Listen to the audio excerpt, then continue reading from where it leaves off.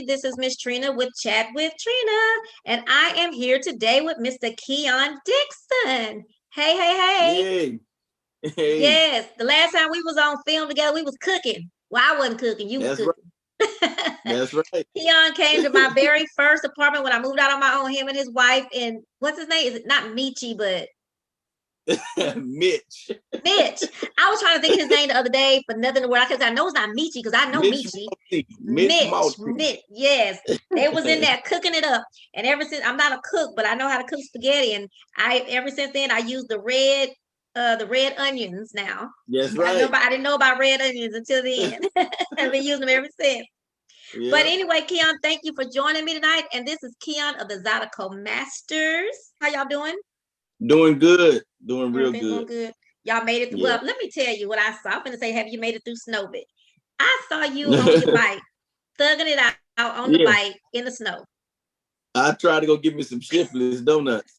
I don't remember, was the Shipley's open? It was closed, right? It was closed, right? I made that trip for nothing. That is so funny. But y'all had food. Yeah. You just had you had a craving for donuts. That's right. That's right. Y'all, when I met Keyun and Mel when I gave a Zydeco festival at this place called the Palm Palace. Somebody invested in my vision. And that's Mel right. and Keyun, I remember we met at a Burger King. I don't know if you remember that, to talk about it. And I think Mel's son was like a little bitty boy then, and we met up.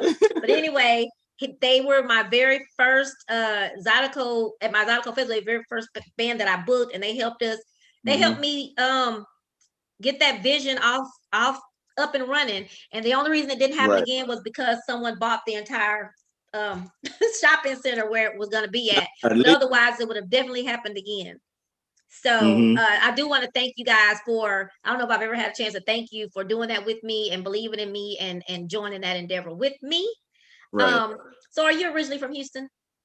I'm originally from Houston. Well, I'm originally from Humble, Texas, but Houston, yeah. Humble? You are born and raised, Humble, Texas. Really? So what school you went to out there? Humble Middle, Humble Elementary, Humble High. When did you first hear Zydeco? I first heard Zydeco, I was about 3, 4, 5. My grandmother and them played it around the house, and my mom used to go to the Zydeco festival and stuff. So it was always around the house. Oh, okay. Oh, so even people in Humble do Zydeco. Yeah. When did you decide that you wanted to start performing? When did you get that idea that, you know what, I think I want to do that? Around 11. Okay. Around 11 years old. Around 11. Okay. How did you get the accordion? Did somebody purchase you an accordion? You just picked one up? What did you do? How did you start playing? Yeah, my uncle had this was I know I was about 4 or 5. My uncle and girlfriend at the time had went to a flea market, and they had brought back a little small play accordion to me at the house, and I had it, and just going in and out with it, and never knew nothing about Zydeco. I didn't know what Zydeco was at that age. I knew the music, but I still didn't understand the culture and what it was about.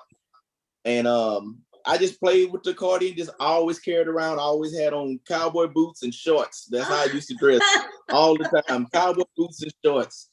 And my grandmother and them used to pack me around, and I used to take that accordion with me everywhere I go, that little toy accordion. And just picked it up, taught myself. Did you play with any other bands before you started your own? Did you do anything with any other bands? Yeah, when I first got started, I started off with Bone Tone Mickey and the Zydeco Hot Steppers. Really? We started off, it was me, Lil Jab, and Ruben, all 3 of us. Really? We started with Bone Tone. We used to spend a night at each other's house. Me and Lil Jab used to spend a night at each other's house, and we hooked up with Ruben, and we was all young, man. We was like 16 at this time, 16, 15, around that age, and we used to go, and Bone Tone Mickey used to let us play, and he would have all these gigs, and he would always pick us up, and we would always sit in with Bone Tone Mickey at the Old Green Crawfish Fest, and me, Ruben, and Lil Jab. Well, that's something I didn't know. That's a fun fact. Yeah. Ruben, Jab, and Keyun. Interesting. Yeah. The age of 10, my dad brought me, I finally got my real accordion, something that I can really make some noise. Yeah. My dad brought me an accordion, and I started picking it up and really listening to the radio, trying to imitate songs I heard, Zydeco songs, and got good at it. Learned me a song and learned another song and just got good. And at the age of 12, I hooked up with Little Jab, and me and him formed a band. It was Keyun and the Zydeco Bull Riders. That's what we were. And it was me, Lil Jab, and this guy named Walter. Walter, he's still around. He played drums too. It was just three of us. Lil Jab played the keyboard, Walter played the drum. We had no washboard player, and I played accordion. That's funny. So you and Jab go way back. Yeah, we go way back. Is he from Humble too? No, Lil Jab from Maker's Home. I'm just messing with you. Age of 12 is when I decided to go ahead and got my first gig. I was playing over at Simon's on Lockwood. Didn't even supposed to be in the club. How did you come up with the Zydeco Masters? When did you start that? Lil Jab broke off and started his own thing. Ruben started his own thing. And Walter, the drummer, stayed with me. And he said, man, we need to go to Keyun and the Zydeco Masters. And he gave me that name, and I rode with it. So how did your family feel about you pursuing a Zydeco career? Were they supportive? They were supportive. Like I say, my mom and my grandmother, my grandmother is from Louisiana. My family is from Louisiana. It's Hammond, Louisiana, which is like 30 minutes away from New Orleans. So they definitely familiar with Zydeco, but they cheered me on. I have all my family support on the music, you know. Oh, cool. That's always good when you have that support, to be honest with you. Your family support and stuff like that. It's always cool. A lot of people go and they get managers. Did you, before Mel, did you have a manager or any other type of management company or production company or anything? Yes. I had some people make some money off me. Yeah. I had some other managers. Okay, I get it. Okay. I had 3 of them right off top. So how do you? Shemaine. Go ahead. I was about to say Shemaine. I don't know if you know Shemaine. They call her Shoo Shoo. She was a manager of mine for a while. This guy named Calvin was a manager, and then Cynthia BP Production. They used to put on the Bill Pickett Trail. I remember that name. They used to manage me as well. Okay. Yeah. Okay. So I had a few managers. Yeah. So my question to you is, when you have how do you realize? I mean, what wakes you up to realize that maybe a manager from the outside of your circle would not be a good idea? Well, do you start counting? Did somebody else? Did other people come in? You say what made me what makes you realize that? Because let me tell you why I'm asking you that. So I've dealt with managers of bands, and they weren't the best people, and I knew that. Of course, I didn't tell them that, because you usually with your manager, y'all tight. Like, you can't say nothing about your manager to hey, something ain't right. What made you open your eyes and say, Well, what made me open my eyes is I had a gig one time. I played for Step and Strut. And at the time it was I want to say it was at Evangeline Down in Opelousas. They had it there one year. And I think we opened the show, and I think the show was a $2,500 gig, and I got 500 of the 25. And that's what made me open my eyes. That would do it. Yeah. That would do it. Gotcha. So that would do it. I don't know how I got the contract. I think I had to sign off on it, and when I got the contract back, it had 2,500 on there, and I only received 500 of it. Yeah. Yeah, that would probably make you notice. So, okay. Yeah. Some of the bands that came before you who have influenced your music. Most definitely Step Rito. Traditional Zydeco. Yeah. Step. Brian, Paul, stuff like that. Okay. Yeah. You played a song the last time when I came to see you at Jack's, because y'all had on masks that day. But I came to Jackson that day, and you played a song by Paul that I was like, dang, he playing you played a couple, but it was ones I can't remember the name of it, but you jammed that. You jammed that one. Because we haven't seen J. Paul forever, so it was like, oh my gosh, at least we can hear that one. There you go. That's right. So does anyone when I say mentor, is it anyone that you can go to and maybe talk about, to kind of shoot the shit about, what's going on in the Zydeco community? Hey, I'm having these challenges. What did you do? Anybody like that you have? Yeah, that'll have to be J. Paul, Nooney, Brian. I talk to them guys on the regular. Oh, that's good. That's really good. Man, there's so many. Nate, I talk to him on the regular. Leon, I can call him and ask him anything. Any advice? Pretty cool with all of them. Oh, wonderful. As I said, you play the accordion well, but do you play any other instruments? I play the piano and I also played the trumpet. Played with the ED, past tense? You don't play? Played. You can still play, you just don't. You played it in school? Right. Really? Yes, I did. Okay. I'm surprised you didn't try to fuse that into the Zydeco. Everybody fusing everything else, all the other instruments in. Right. So you play the piano. Do you ever get on when you're performing, or? No. When I first started, I used to have a keyboard set up on stage, and I would do a little something, here and there. I don't play anymore like that. I play at family functions or at church or something like that. Yeah. Okay. You have a just watching. So I'm a stalker. I tell everybody I'm a stalker. I stalk Facebook. First of all, the pictures that you took on the railroad track. Those were really nice pictures. I hadn't seen them before until I go stalk people's pages so I can get their pictures to make my flyers. So those were some nice pictures. But you look like you are really involved in your family, like you have a close-knit family. Is that true? Are you a family person? Yeah, have y'all always been pretty? Yeah, I watch. I think like holidays and stuff. I see you guys doing things and you do it up big. That's cool. How many accordions do you have, and currently, and do you name them? I don't name them, but I don't know. I think I probably got about 7 or 8 accordions. Okay. 8.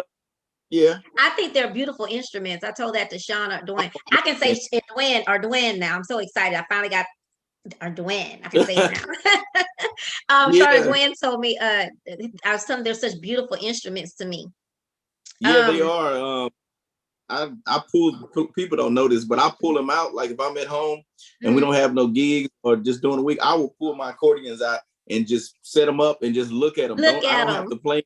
Yeah. I just always been fascinated seeing the guys on stage playing them. And I used to be like, man, if I can just touch it, Yeah. And pull it, just look at them. I think that's why the fans will get so excited when they have the opportunity to touch it and play it because, yeah. I'm always scared. Like I don't want to touch nobody accordion because it look like I can break it. So I don't want to do that. I'll mess with the rub board, but don't give me your accordion. Your members, do you have your permanent members? Can you shout them out? Give them a good shout out? Yeah.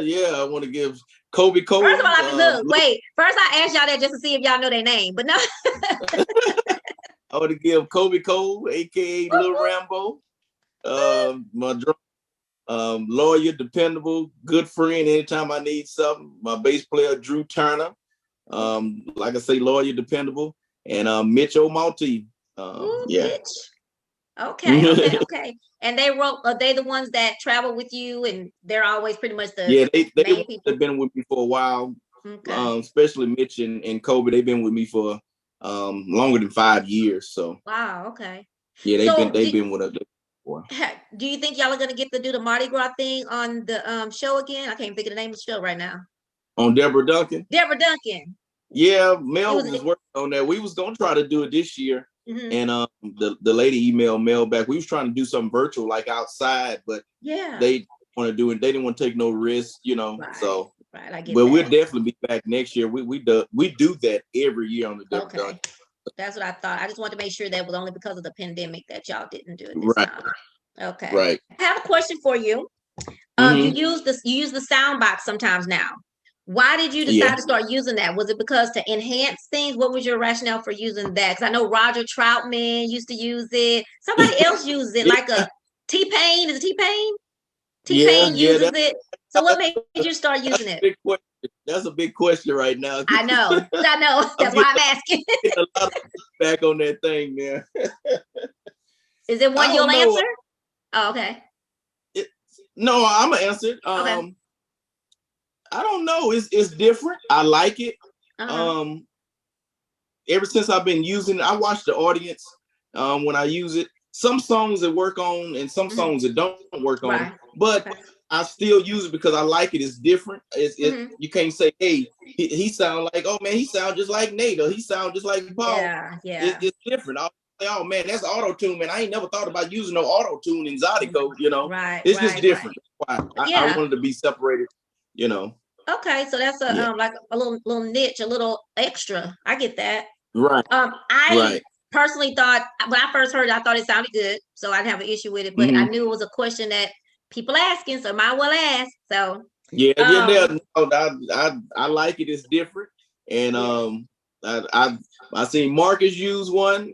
I seen Noonie tried it. They tried auto tune, but it just didn't work for me. But it worked for me.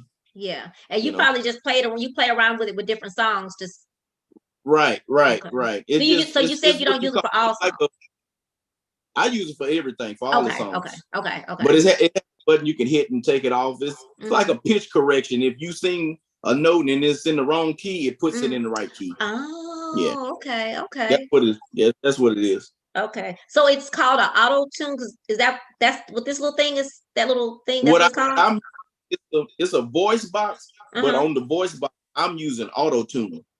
Gotcha. And it's auto tune with pitch correction. So if I say and it's in the wrong key, it'll click. Whatever key I set it in is gonna whatever key I set it in is gonna come out. Yeah. Well, that's cool. That could do nothing but make it better. I mean, that's right. I don't think I would turn down any of it. I don't think I would turn down any event, because in these days and times, every little bit helps. So, you know, whether it's, you know, big gig, little gig, small money. The only way I turned down an event, we had to really get into it with the club owner, or you know, treat it right. You know, want to charge the band for water and soda. It's got to be something that that's crazy. Small, but I don't think I would never turn down a gig, just because, you know, this pandemic proved it. You know, of course, that, you know, right now there's a lot of Zydeco bands in Houston that is not working, and you know, this is they've been doing this for so long, 20, 30, 40 years, just playing music, and you know, this pandemic then, you know, just messed up a lot of things. So I don't think I would turn down any gigs. Yeah. So many bands, including Zydeco, R&B, jazz, all the ones I listen to, sometimes they don't believe in promoting themselves when they're going to perform somewhere. They feel that it's the club's job. It's not their job to the club or the promoter's job. What are your thoughts on promoting an event that you are going to be on the stage for? I think you should always promote. You should always promote yourself. You know, you should always believe in yourself. You know, you got to promote. If you don't promote, you know, it's not fair to the club, you know, and they shouldn't, to me, if you don't promote, they shouldn't pay you whatever you asking for, because you didn't promote, you know.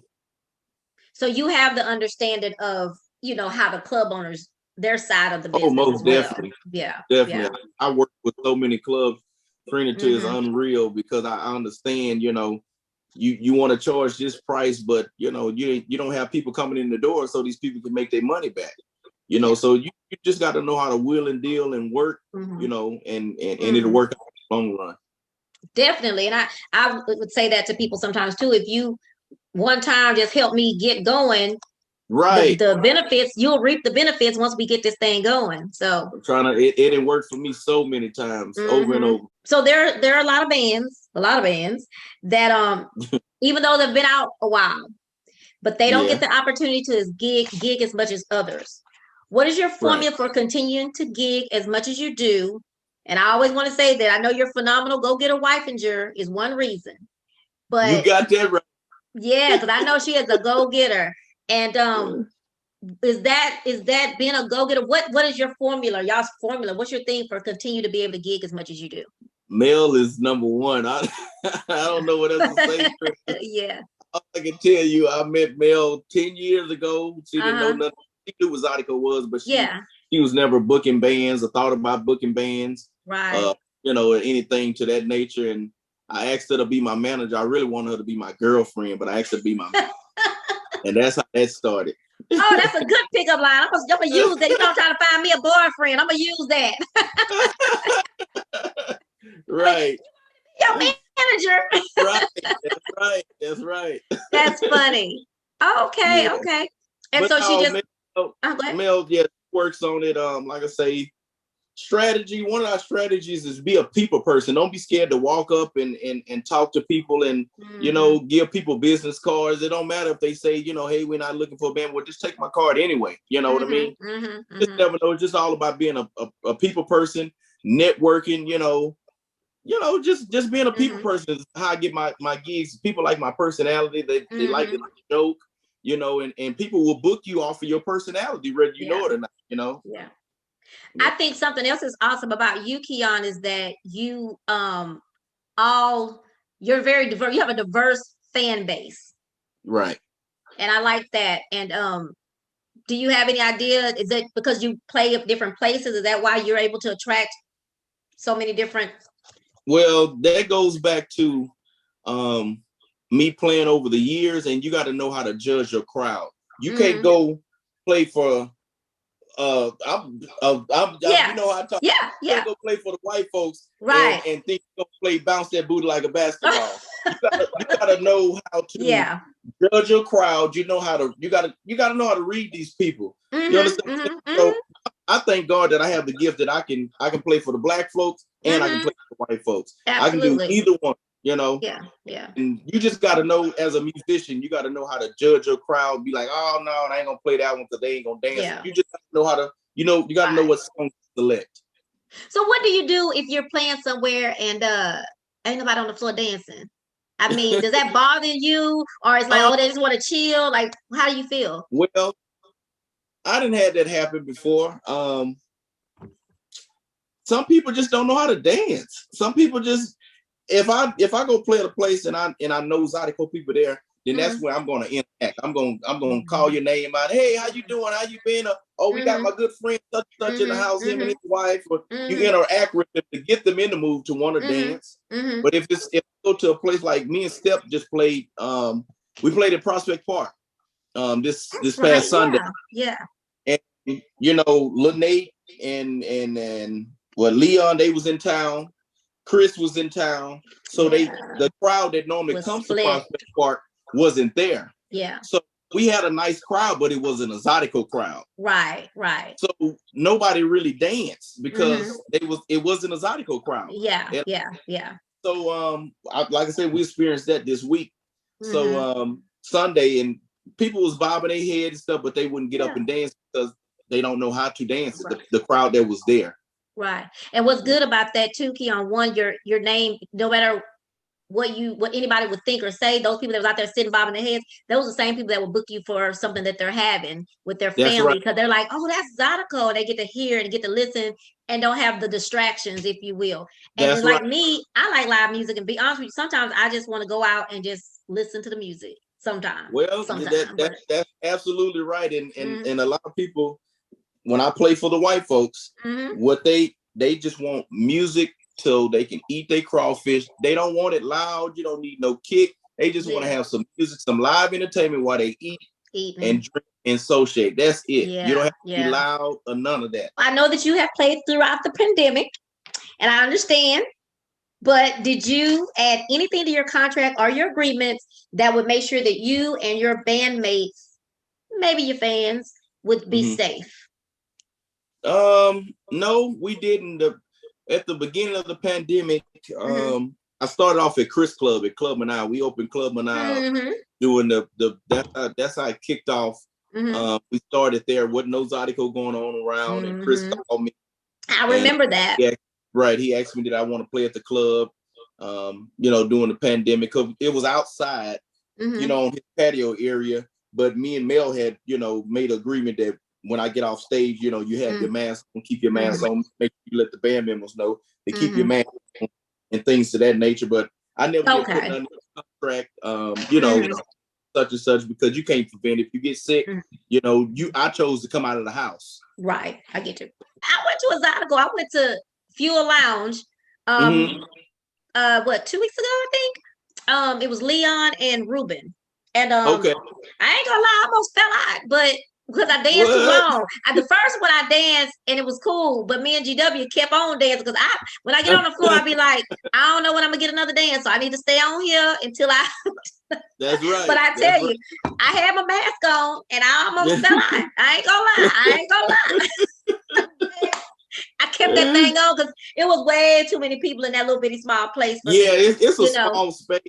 Yeah, and that's another thing with the other Zydeco bands that draw younger crowd. They feel like they can't catch it, so they come in without mask. And the club owners, they just want to make the money off the door, so they're not worried about it. But the younger crowd, they come in without a mask, They do, and I have to say, and this don't have nothing to do with this show, but when I was at Fuel Lounge, they were way younger than me. I'm 51, and I don't think when I was 21, before COVID, I wouldn't be sliding around on that floor like I saw these people sliding around the floor. I'm like, girl, that is so nice. And all y'all guys out there, if y'all taking them things home, they're sliding all over that floor. Now you ought to be ashamed of yourself. You ought to be ashamed of yourself. Get your hands up right now. Let me pray for you. Get them up. And look, I'm on my 30 days of fasting and praying. Let me stop. Yeah, I wouldn't be on the ground, Trina. I'm gonna pray for myself. And see, you got wine, I got water. I can't have no wine because I'm on my third day. I can't have no Mountain Dew, and I can't have no water. And I can only be on social media certain times a day. Woo! Wow! I tell you what, if you was up here now, Mel made some spaghetti yesterday. So when I get off here, it's going down. And the next day spaghetti, that's the best spaghetti. Best spaghetti, yes, Lord. What have you learned? What was your takeaway during the downtime before you come back out when we were still locked down? What was your, what did you learn? T.I. found out what his vacuum cleaner was in his house and what time he was going to school. So what did you learn? What was the eye opener to you? You said one about being blessed to be able to be gigging, because I think that was an eye opener for everybody. Being able to still perform. At the beginning of the pandemic, I had just bought a brand new trailer that, that wasn't paid off. And I was like, oh man, I had already made up my mind. This gig is going to pay for this. I'm going to be able to have this gig. This gig going to pay. And then all that just went away. Wow. And I think just don't take stuff for granted because you just don't know when it's going to happen.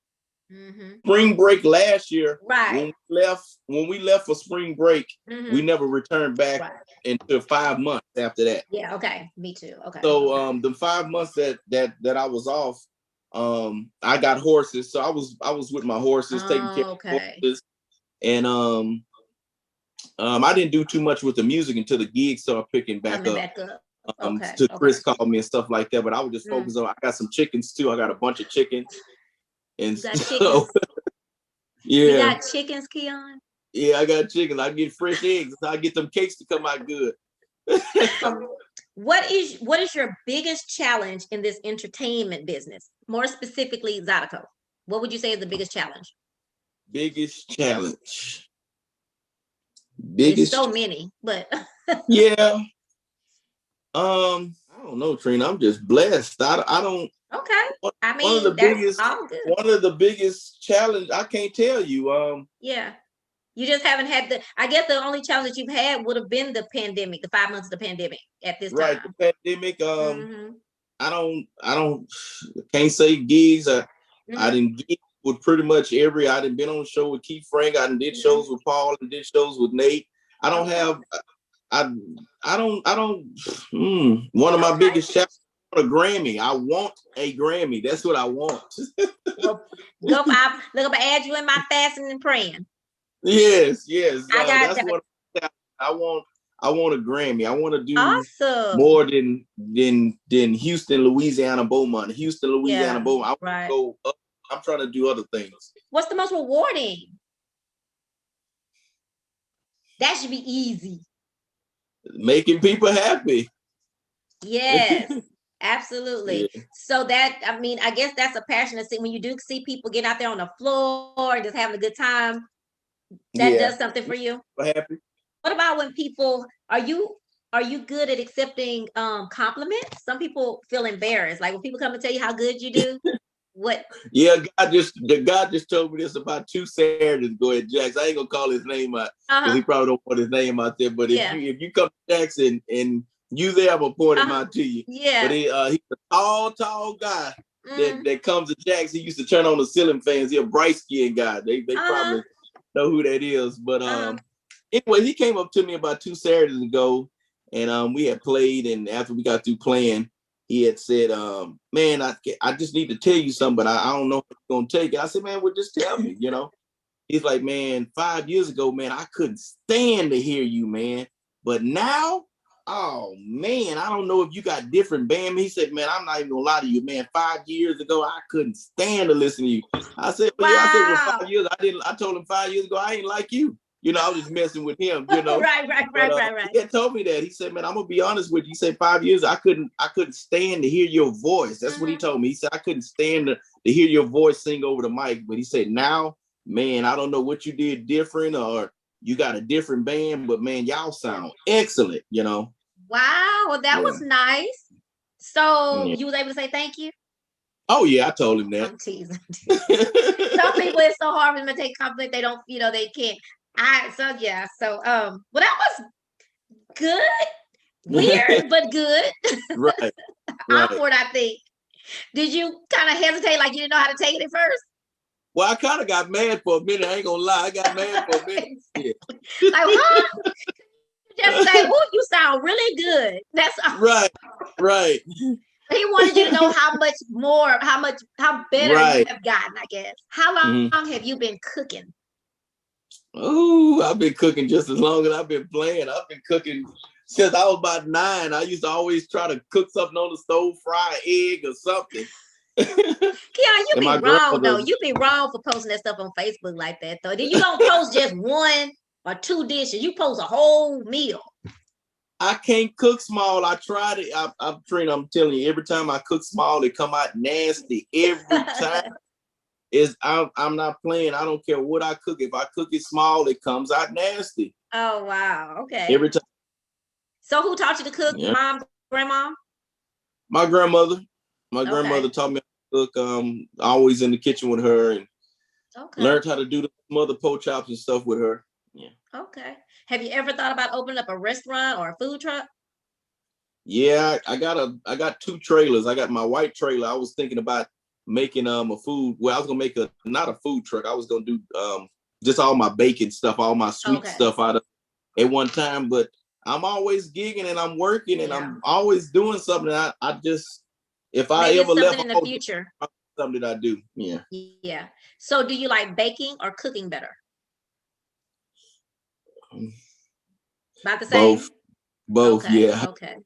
I didn't even realize the desserts because I was like looking at Facebook and I'm like, damn, he really there cooking cookies and cakes and going on and stuff. Then I see people with their little stuff and I was like, okay, I'm not a sweets like that as much as I like food.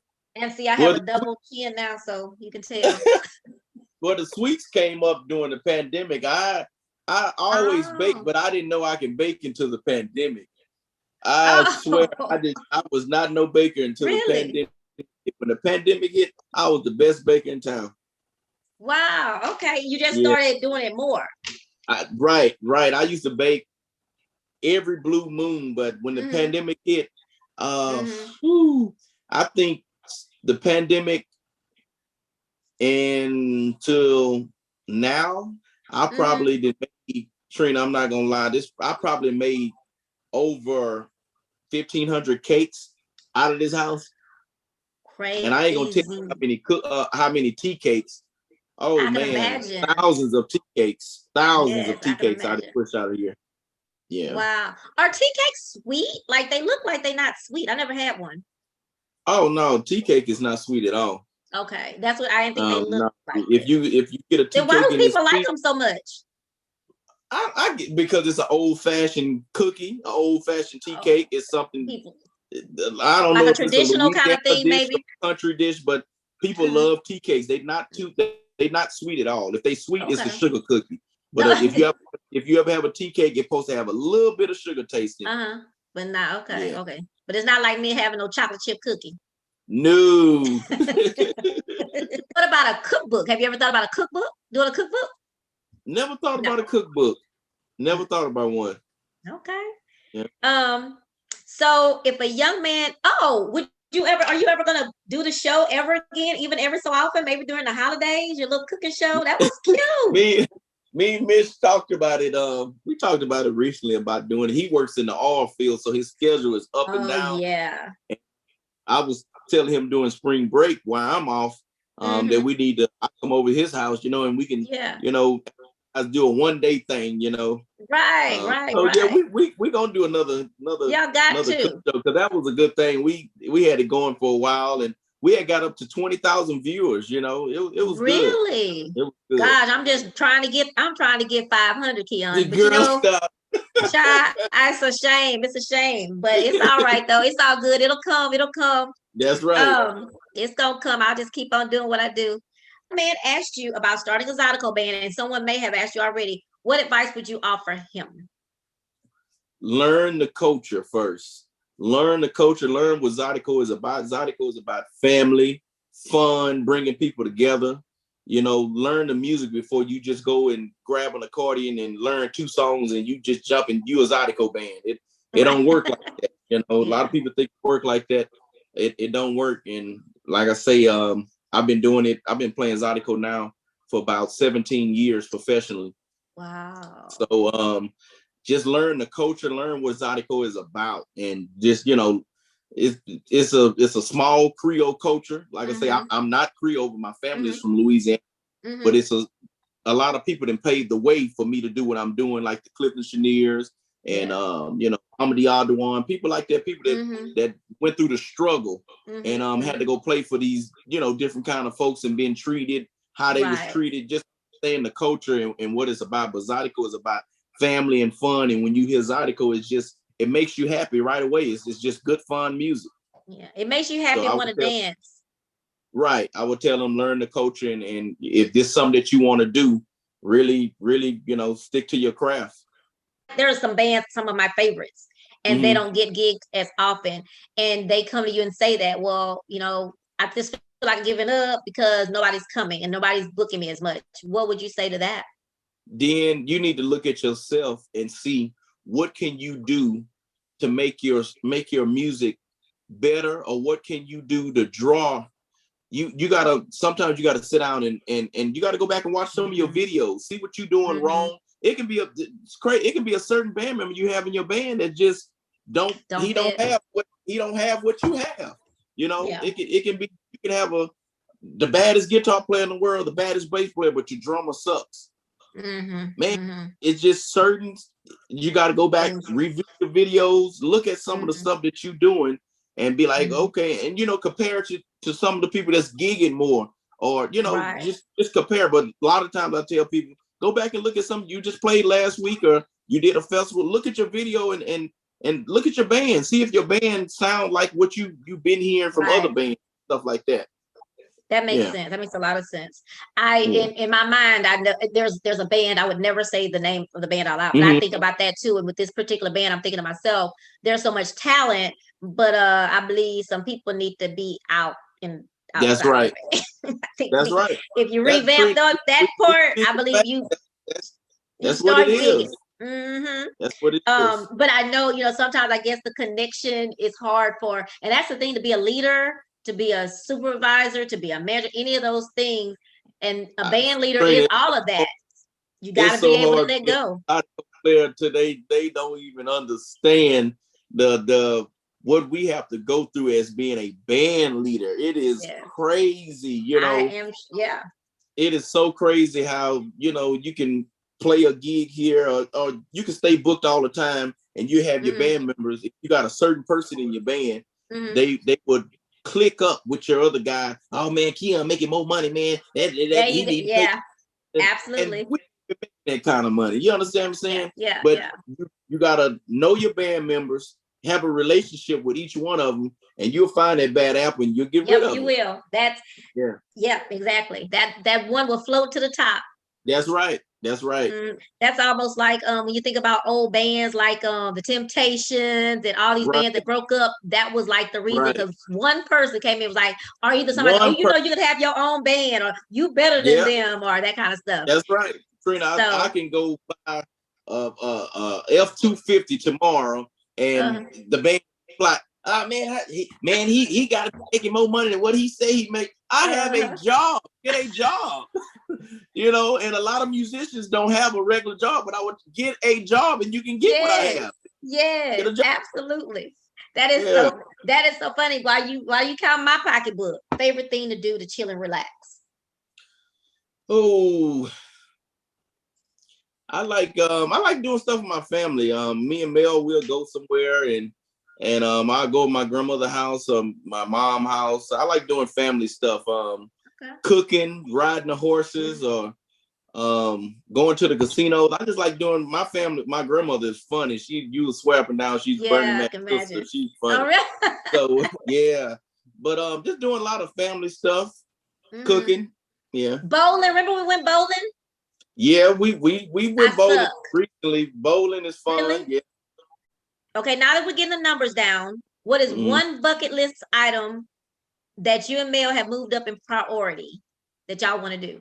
You know how sometimes you put things off. What would y'all want to do? Get a bigger house. Get out of this apartment and get a house. Get a house with some land. And, I don't care. You put them chickens over there. Yeah. Oh, trust me, Trina. When I get, I'm gonna have pigs. Mel wants some cows. No. It's gonna be a plum farm. Trust me. Oh my God! So Mel likes the animals as well. Yes, we will have a plum good. Farm. That is so funny. Is there someone that you would like to do a song with? Yes. Who? Patti LaBelle. Yes, indeed. Patti. That is so funny. That is so hilarious. But we gotta I gotta send something to Patti. Say, hey, you need to come down here and do a Zydeco. Do your rendition and do some Zydeco. But what's funny is that if she really knew this, she probably would do it. So. Right. That's right. Because she seems like that kind of person. How do you feel about requests from the audience? Song requests. I love requests. When you go to the Zydeco, you can't play for yourself. So, you know, you play for yourself and you're gonna be playing for chairs. You have to take requests and play. And if you don't know it, you know, you just tell them, hey, I don't know that song, or you know. But no, I love requests because that challenged the band, you know, see what the band know and stuff like that. But I love requests. What is your ideal date with your wife? Break that down. No. What is the thing that what would be I shouldn't be asking her this, but what is the ideal date that what would you do for a date for her that you know she would like and you would like and y'all enjoy? Y'all eat out. Well, y'all like eat out. Said it with her, it's gonna be that seafood. Oh, seafood. It's gotta be some crabs or some crawfish. Okay. So do y'all like movies? Well, I watch so let me tell you this, Trina. I watch TV too. It's unreal. Listen to me. Okay. Say if I had a gig today. I played earlier today from 1 to 5. And I still got to go to work tomorrow. When I get home, I will watch TV until 1, 2, 3 o'clock in the morning and have to be up for 7. That's me. And I don't care if I watch a little snippet of, long as it's on, I will watch it. And we watch TV so much, so she don't want to go to the movies. That makes sense. Yeah. Yeah. So that's pretty much, if y'all were to go on a date that y'all were doing something different, do y'all want to like get dressed up and go to dinner? Would that be something that's like super cool? Yeah, we do that pretty regular too. We had a date night this past Thursday. I had went live and showed everybody while I was over there. Not the Heights, it's right off Shepherd. It's like a community they done built up and put a lot of little bars and stuff, and they was serving crawfish. And it was a real nice atmosphere. Nice atmosphere. Okay. And yeah, but dressing up is always good. Dressing up, making yourself feel good, and we love the Brazilian steakhouse. We love that place. So yeah, well, anything with the word steak in it, I like. Y'all hear that, gentleman out there? Yeah. Oh, so what is your favorite song to perform? Do you have a favorite song to perform? Yours or someone else's?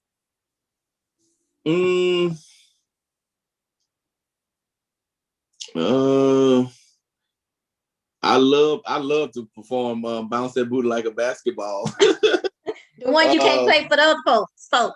That's right. That's right. I like playing Paul music. That Want to Be Where You Are. Yes, that might have been the one. The crowd favorite. Yeah, and, you know, a lot of you played Uno, didn't you? No, I haven't played. I played another. I played Love and Stable. Maybe that's what it is. I know it's two songs that you played. Okay. Right. Okay. I play what I know people is going to like. Some people like Key Frank or Lynette. They wouldn't play another artist's song. They feel I don't know what they feel like or feel, you know. But when you come to my show, I'm gonna play everybody's music and mine. You know, yours, when you leave, you're gonna be like, oh man, that boy was jamming. He played such and such. We heard everybody tonight. Everybody for the price of one. I had my fix. I left there on cloud 9. I had my fix of everything I needed. But I ain't heard J. Paul in a whole year. I had my J. Paul. I had the Keyun. I was good. Then I heard you had a little R&B in there. I was on cloud 9. I got my food and headed to the house.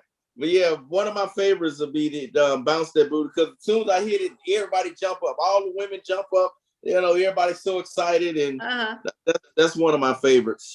Do you have any new music coming out or that's out or anything like that? Are you working on something? Yeah, I got a brand new live album that I did last year. I'm going to release it on the 20th. So that's like in a couple of days. I got to go to the studio on Monday and do the little finishing touches up on it, but it's called Live at Jack's. Last year Mel had a birthday party there, and I had some guys to come and record the whole show. So I got to go to the studio on this Monday, and it's 4 hours worth of music. So I got to pick what song, make a CD out of it, and put it out. But it's going to be entitled Live at Jack's. Okay, I like that. Well, make sure that when I think I mentioned to you that I do this homegrown. I haven't done it since December, but it's homegrown on KIHY, the internet radio station that I'm on. And so homegrown is something that they let me bring in new music for local artists. So I get to play their music on Fridays. I just haven't done it in a while. So once you get that out, let me know so that I can get it and so they can play it. Okay. Alrighty. Tell everybody how they can book you. You can book me email at fancyfoot.com. You can go through Facebook, my Instagram. Now you can Google me. You can just type in Keyun Zydeco and it'll pull up my whole bio, my contact information, Mel's information. But most of our bookings come from Facebook and email. So you can email at Fancyfoot. I love her email address. Gmail. Yeah. Fancyfoot. Just keep coming. We got a lot in store. I feel like right before the pandemic hit, a lot of good things was about to happen with me, and it's just now coming back, and that same feeling that I had, before the pandemic is all coming back, and it feels good. We started getting gigs and different places to play, and a lot of good things are starting to happen. Like I say, like before the pandemic happened, so it's all coming back now. And just keep coming and support all Zydeco artists, not just me, just support everybody. Because, back in the 90s when it was just Noonie, Step, and Brian and Paul that were just playing around the Houston area, when they played, everybody had a crowd. It wasn't, I'm just going to go see this person. Everybody had a crowd. If Step played across town, if this guy played at the Catholic Church, this guy was at Jack, everybody had crowds. But now people are just, if it ain't this person, if it ain't that person, I ain't going, and it wasn't like that. Yeah, that's what I That's kind of what I advocate against. That you got to share the love. You got to share the love so You everybody can do good. You got to share the love, and I always tell people, they say, well, I don't like the way this person play, or I don't. If everybody played the same, ain't no point of going out. It sounds like Ruben and Marcus said that too. Yeah. I think they said that too. Yeah, exactly. And y'all stop that getting to the door, coming out there telling people don't come because ain't nobody there. Don't do that. Yeah. Oh man, I hate that. Ooh, I think that's horrible. That used to happen at the Red Rooster, and it'd be like, why would you do that? Like, that's so silly. Go home if you don't want to be there. Or if you don't want to pay, because sometimes because they didn't want to pay. So that's right. That's right. Girl, ain't nobody here, but you just didn't want to pay that $10. Then you got me acting bad, Keyun, and I'm over here trying to fast and pray. You got me. I want to thank you again for joining me tonight. I don't get a lot of no's, but I get some no's, so it's always made me happy when people say yes. And I want to thank you and Mel also. And I want to thank Mel. She does such an awesome job with your business. Yes, she's she does. Truly a business. I met her that long time ago, and I've watched her like man, just grow and do some things. I wouldn't be where I am without Mel. That's just what it is. Mel have helped so much in my career. Yeah, I wouldn't be where I'm at without Mel. Far as I'm talking about equipment, trailers, handling your business, learning how to manage your money, just certain things that she really help out with. That's awesome. Well, Mel, thank you. I hope you somewhere you hear us. Thank you for all that you do. Continue to be a good wife-inger. We gotta get what's her name to make you a shirt? What's my girl? Raven. Raven gotta make a wife-inger shirt. With Keyun and Zydeco Masters on the back, and the front it say wife-inger. I'll pay for it, Raven. If you make it, I'll pay for it. Get to find out Mel style, make her shirt say wife-inger, and I got you. That's gonna be my gift. Oh, that's right. Thank you, Keyun. It's been great. I hope you had fun. Yes, I did. All right. Well, thank you, guys. Make sure that y'all go to youtube.com/chatwithtrina. Please subscribe. I keep saying I'm gonna learn. They tell me Willie D got a way of saying subscribe that's gonna intimidate you and subscribe. But anyway, go to youtube.com/chatwithtrina, subscribe, then hit that little bell so you can be notified when I upload a new video. Thank y'all for supporting. Keyun, thank you so much. And once I get it edited and sent to you, I hope you will post it. I surely will. All right. Bye. Bye-bye. Hey, Keyun, and thanks again for chatting with Trina tonight. You're always so much fun to talk to. Thank you for all you bring to the Zydeco community, and also for sharing your story with me tonight. It was a lot of things that I did not know. And Mel, we want to make sure that we thank you and lift you up for all that you do as a wife-inger. And guys, don't forget to go to youtube.com/chatwithtrina.